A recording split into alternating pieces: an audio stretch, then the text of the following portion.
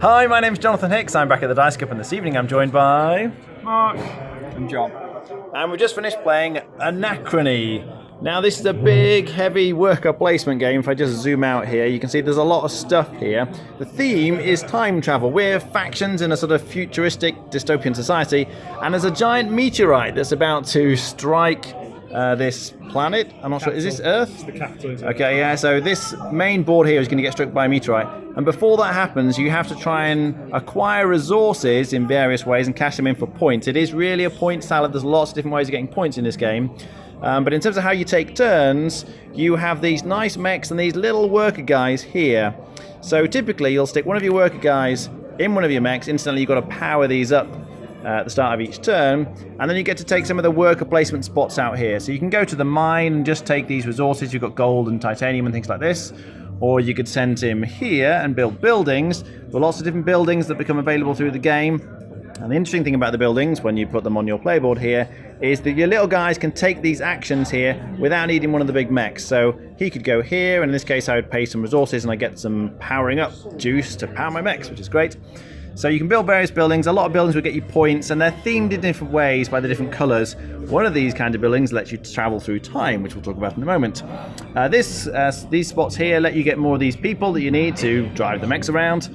This one lets you acquire specialist resources for building super projects. As well as buildings, I spend quite a bit of time trying to get these super projects that give you these bonuses as you go through the game, but they cost a lot of resources, including specialised resources which you get from here. Water is a general resource you need for all kinds of things you can get there. This spot allows you to trade all the different kinds of resources around each other. And then, so that's kind of how you're acquiring the different resources.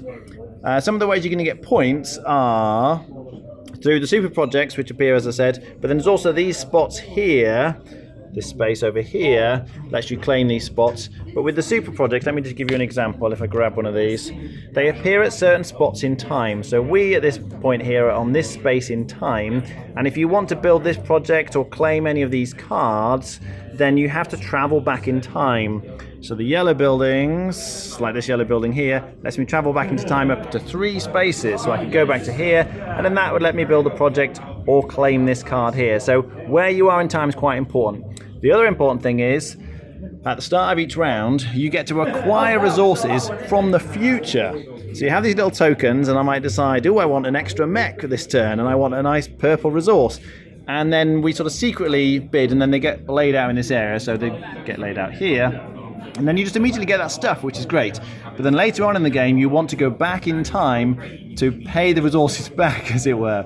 If you don't, you can have paradoxes occurring. You get these little paradox tokens, and if you get too many of them, then bad things happen. They kind of fill up your board and give you negative points and things. So that's a really nice mechanic that affects you there. Your workers are going to go to sleep after they've been used, and you have to think about waking them up. There are all kinds of points tracks. The more you travel in time, the more points you get. The more water you spend to wake people up, the more points you get. There's various end game points as well. Different categories here, whoever's got the most cards or the most of certain kinds of resources, etc. So points in lots of different ways. Once the meteorite arrives, some of the resource spaces here change a bit, and then eventually the end game will be triggered after that. All right, what do we think? I'm going to go too much because I do intend to do an in-depth review on this. But people who know me, a well-themed Euro like Tricarian, Dungeon & etc. are my favourite sort of game. And I appreciate the more theme they're trying to offer means adding more bits. It's often not streamlined and tight like a Euro without lots of theme and mechanisms intermeshing with the theme. But that has to work.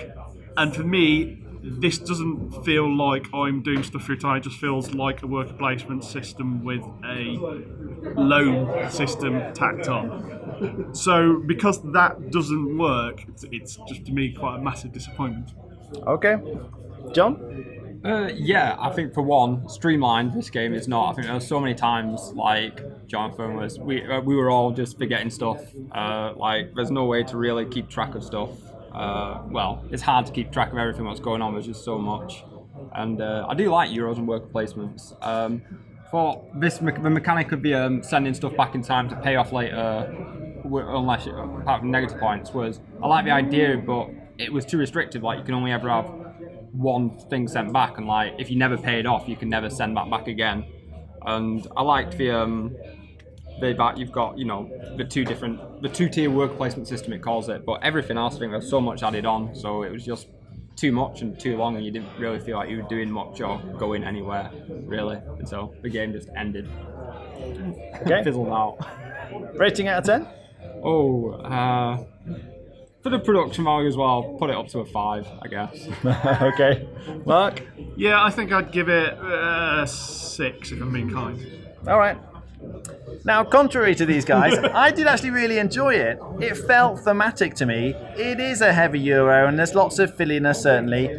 My main criticism would be that it took a bit too long. I kind of wanted it to end about half an hour before it really did, and a lot of that is because there's a variable end game condition, and I thought it was going to end. But then these two guys sort of managed to string out the game by an extra 2 rounds, which definitely benefited them, but not me so much as I came in last.